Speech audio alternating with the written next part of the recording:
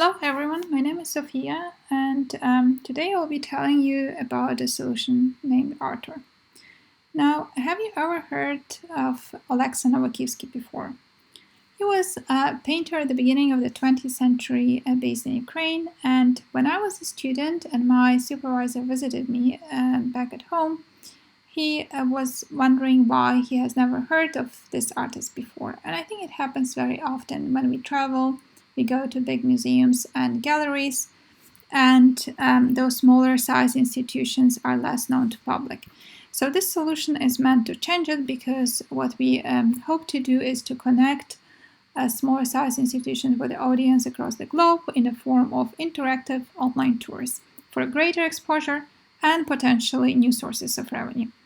We have reached out to cultural organizations and they are very positive. So here you see an example, anonymized, of a small institution of 3 employees, 70 exhibits, 24,000 visitors a year. And they mentioned they would be willing to give a tour that would be 30 minutes long, because unlike virtual tours, this is not a tour where one would wander in the empty hallways of a museum. So it requires engagement and interaction with from 2 parties.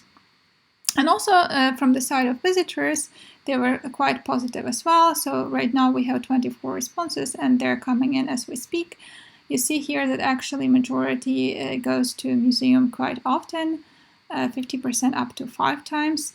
Then most of them would visit cultural institutions both at home and abroad, if we are talking about offline visits. And they would actually quite often go to a smaller size cultural institution. Now, only a quarter of all respondents have taken tours online, the virtual tours. When it comes to interactive online tours and whether they would be willing to book those, then you see here that the audience was quite positive. Some of them, they would not be interested very much in the social aspect, and this is the question that you see here about booking tours with friends, because some of them may want to book tours alone, and you can see it is 21% of all the people who responded. Then they also mentioned that they would be willing to book a tour from 15 to 1 hour long, 15 minutes, but majority favors 45 to 60 minutes. And then here in the corner below, you see all the languages that they mentioned. English is very much favored, but because respondents were coming from different countries, including the Netherlands, Germany, Italy, the United Kingdom, Bulgaria, Ukraine, you see here a variety of languages. Now, also when it comes to the financial aspects, then many of them would be willing to pay for such a tour. And they mentioned the fee from 1 to 50 euro for a 1 hour long tour per person.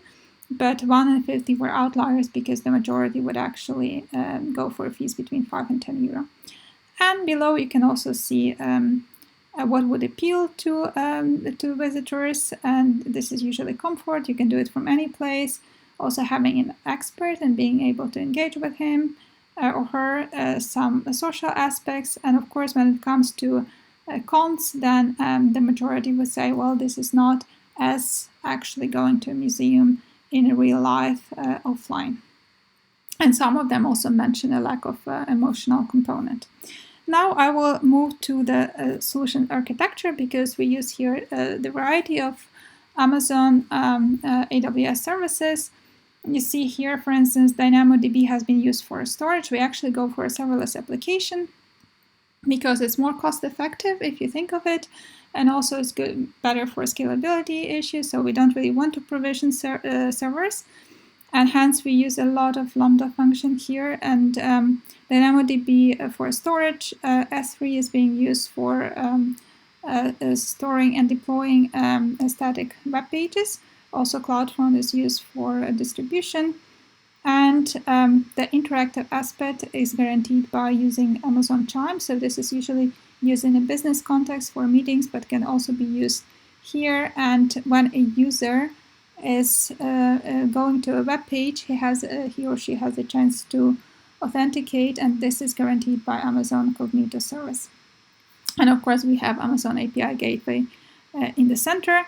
Then again, when a tour is booked, then an email is being sent by Amazon Simple Email Service. Now I will briefly show to you, so if I go back, let me see.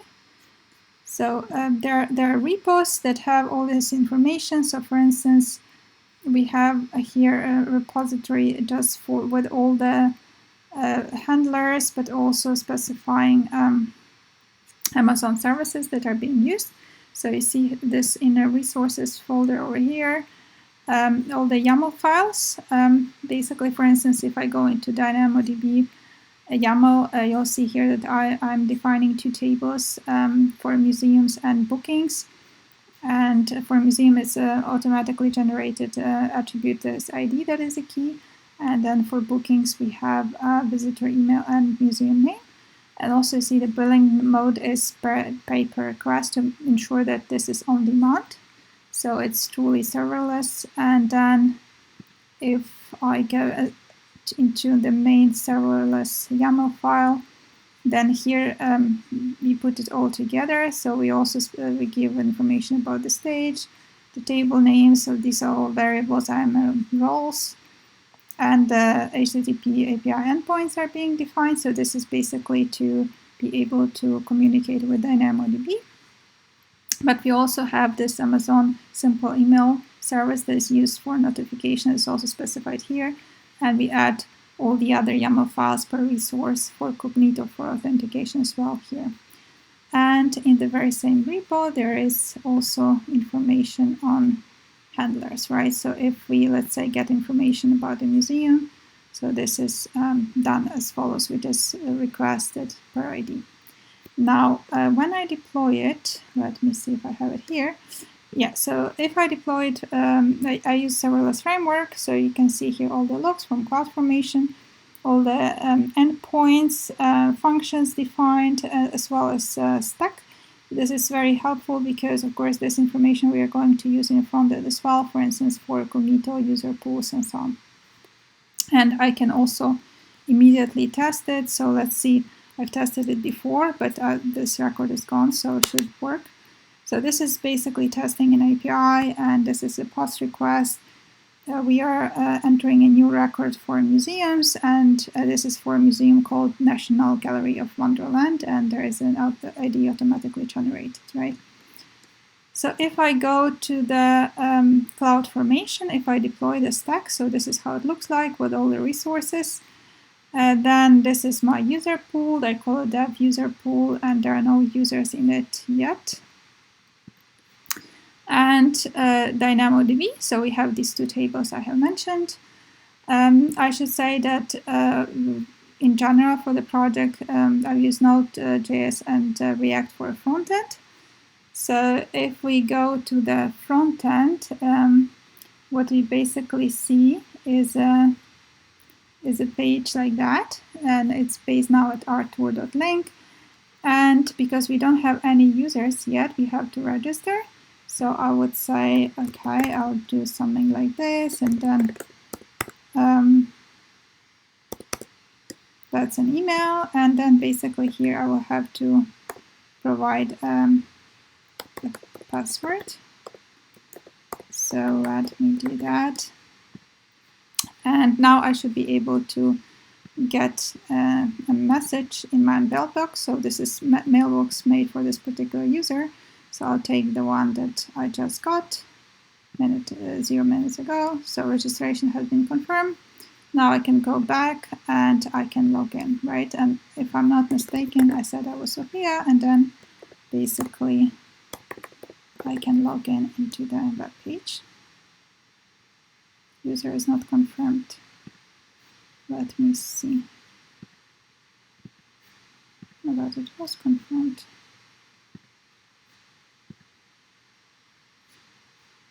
Current status is confirmed. Okay, perhaps I did not. Okay, let's see. I forgot the password. Maybe this would help. Sophia K and Gmail. So I should also get a verification code now. Okay, it's coming in. So I'll just copy it there. And oops, wait a minute, this is the wrong one.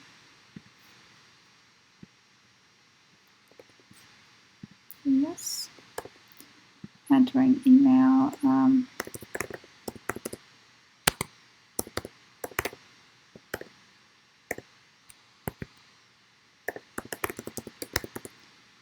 new password. Okay, that hopefully should work. Okay, I've changed my password. And now let's log in again. So I'm Sophia.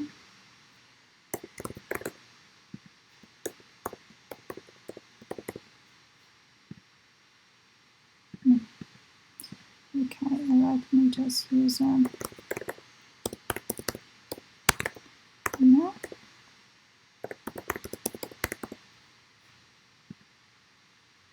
Yes, fine now. Okay, so we are in.